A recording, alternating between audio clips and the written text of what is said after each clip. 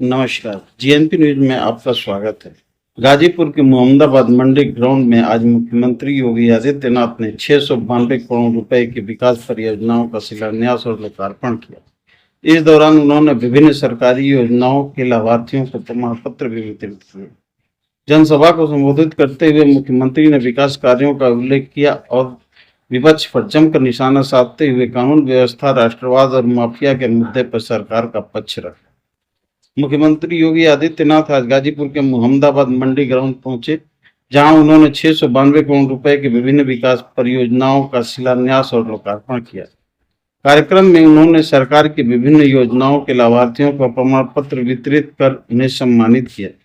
इस दौरान जनसभा को संबोधित करते हुए मुख्यमंत्री ने कहा कि गाजीपुर ऋषि मुनियों की पावन धरती है।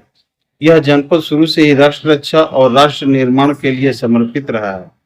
उन्होंने कहा कि गहमर गांव देश के सबसे अधिक सैनिक और सैन्य अधिकारी देने के लिए जाना जाता है तथा आजादी की लड़ाई को लेकर हर राष्ट्रवादी अभियान में गाजीपुर के वीर सपूतों ने अपना महत्वपूर्ण योगदान दिया है। मुख्यमंत्री ने विपक्ष पर हमला बोलते हुए आरोप लगाया कि कुछ लोगों ने गाजीपुर की गौरवशाली पहचान पर संकट खड़ा किया और विदेशी आक्रांताओं का महिमा मंडन किया। उन्होंने समाजवादी पार्टी और कांग्रेस पर राष्ट्र नायकों की उपेक्षा का आरोप लगाते हुए कहा कि इन दलों ने कभी महाराजा सुहेल देव सहित देश के महान नायकों का सम्मान नहीं किया।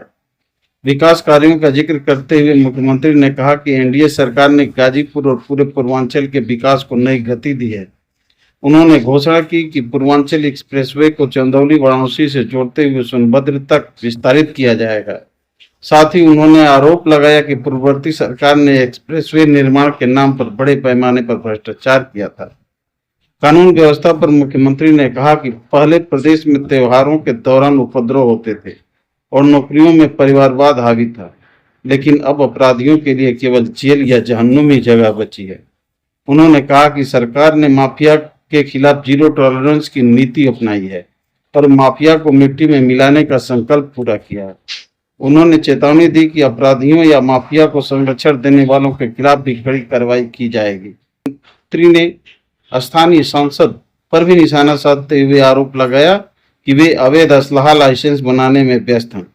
उन्होंने जनता से योग्य विधायक और संसद चुनने की अपील की और युवाओं से अपनी ऊर्जा को सकारात्मक दिशा में लगाकर प्रदेश के विकास में भागीदारी निभाने का आह्वान किया।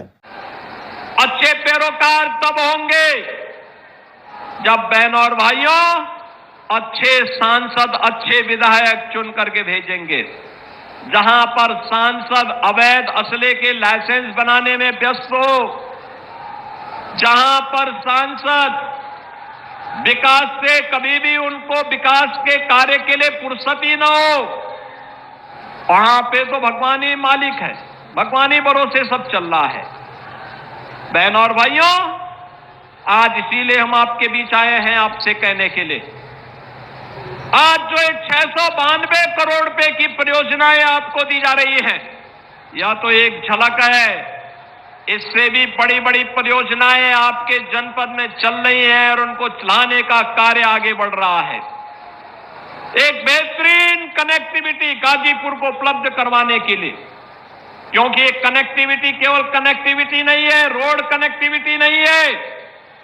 बहनों और भाइयों, ये आपकी प्रगति को गति देने के लिए और उसको समृद्धि में बदलने के लिए किए जाने वाले डबल इंजन सरकार के प्रयासों का एक अभियान है और उसी अभियान का हिस्सा बनाने के लिए आज मुझे इस जनपद में आने का अवसर प्राप्त हुआ है। मैं तो आप सबसे यही बात का आह्वान करूंगा, ये डबल इंजन सरकार के साथ चलिए।